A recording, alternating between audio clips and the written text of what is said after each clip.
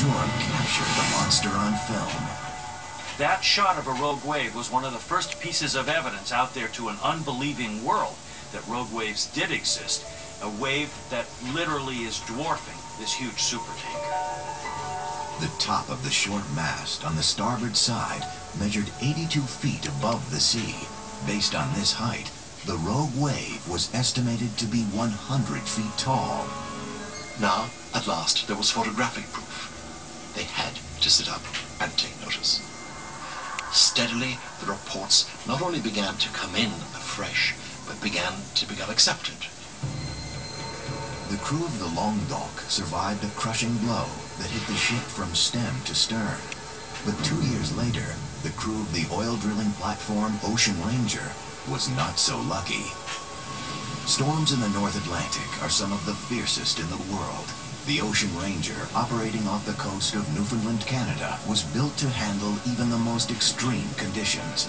The 35-story tall rig was the largest and most advanced of its kind. Weathering a 40-foot wave was nothing to the Ocean Ranger. On February 14, 1982, a rogue more than twice that size, a rogue nearly 90 feet tall, smashed through the windows of the control room. When you hit a wall of water, it's like hitting a wall of concrete. That's the force of the ocean. The rogue wave flooded out vital computer systems. The ballast tanks, which normally stabilize the rig, malfunctioned. The platform was thrown out of balance and capsized. All 84 crewmen were killed. It was the worst death toll on record for a rogue wave disaster. It's still remembered to this day in Newfoundland.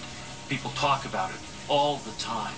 Not only because of the loss of all those lives, but because of the power of a single wave to take this massive and powerful platform and send it down.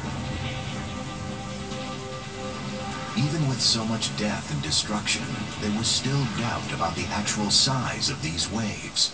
Then, in 1995, a massive blow to another oil rig provided the first scientific measurement of a rogue wave.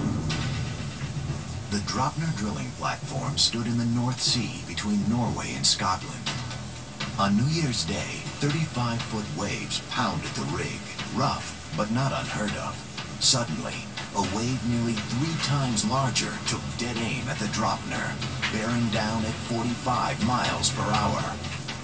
When the wave hit, a laser mounted on the platform captured the first ever definitive measurement of one of these monsters.